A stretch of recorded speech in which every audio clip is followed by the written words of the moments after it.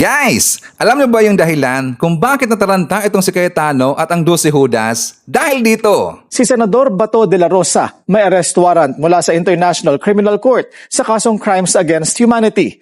Si Senador Bongo, pinangalanan din ng prosecutor na co-perpetrator sa kaso ni FPRRD at naharap din sa reklamong plunder at graft na inihain ni dating Senador Antonio Trillanes dahil sa mga government contracts na nakuha ng mga kumpanyang iniuugnay sa kanyang pamilya. Si Senador Chis Escudero na isyuhan ng precautionary hold departure order ng Sandigan Bayan habang iniimbestigahan ng ombudsman dahil sa plunder, graft at indirect bribery kaugnay ng flood control scam. Muli ring nabuhay ang issue sa pagtanggap ni Escudero ng campaign donation mula sa isang government contractor matapos sabihin ng COMELEC na magsasagawa ito ng full preliminary investigation. Halos ganito rin ang issue kay Senator Dante Marcoleta. May precautionary hold departure order na rin laban sa kanya ang Sandigan Bayan habang may investigasyon ng ombudsman sa reklamong plunder, indirect bribery at iba pa dahil sa mga kwestiyon sa campaign donation.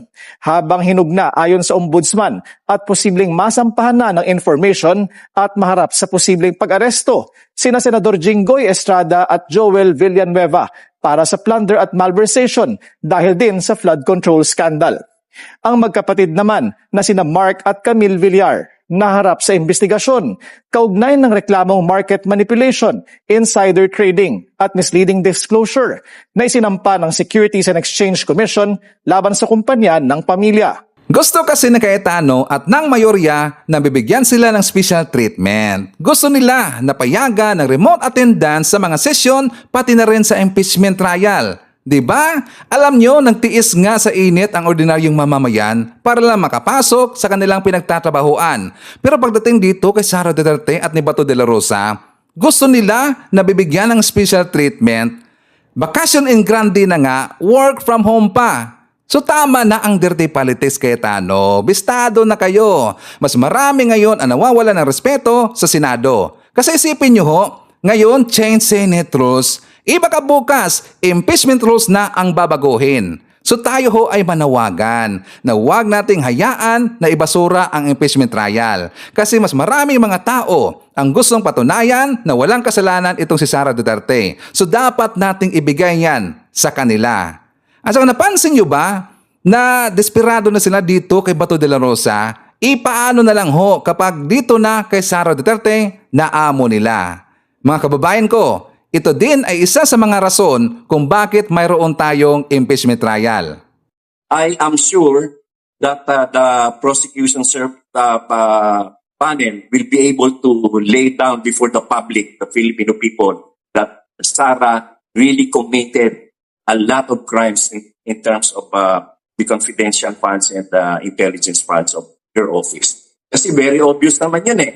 Isa nga na nga example ko dyan eh, yung sinasabi ni BP Sara na ng office niya na nagbigay sila ng 15 million doon sa Armed Forces of the Philippines sa kanilang youth seminar.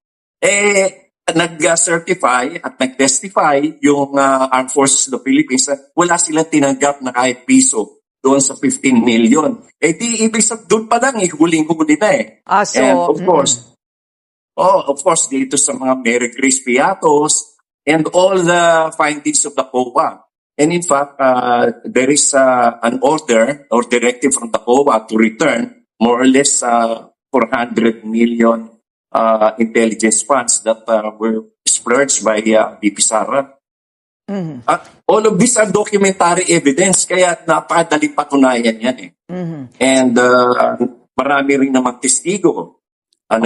Ilang buwan din tayo nanood ng mga trials doon or investigation hearings doon sa House of Representatives. At doon ay talagang nakita natin kung gaano katibay ang ebidensya against BP Sara. So nasa latag po ng ebidensya talaga. So dito naman po sa isinusulong na e-voting ng Senate majority, sa palagay po ninyo ay aabot po ba sa Korte Suprema ang labanan ng minorya at mayorya? Well, sa tingin ko, oo, sapagkat ngayong araw ay nagsalita si former Senate President Tito Soto that they will bring this matter to the Supreme Court. They will challenge this rule to the Supreme Court. Ako sa tingin ko naman talaga, hindi naman dapat yon na magkaroon ng online voting dyan. Dahil we elected the senators for them to be present in the Senate in every discussion and plenary hearings. Hindi naman po pwede na lahat i-online nila. In the tradition of the Senate, wala namang online voting sa kanila dyan. Kung absent ka. Kung ikaw ay nag-abstain sa isang boto, abstain ka. Pero hindi po pwede yan mag-online ka. Because that will serve as a bad example. Paano lahat na lang ng gobyerno, gano'n ang gagawin. Tatamarin na silang pumasok at sila ay bibigay na lamang ng instructions through online and pagka magbibigay sila ng mga decisions nila through online din. Hindi po pwede yun.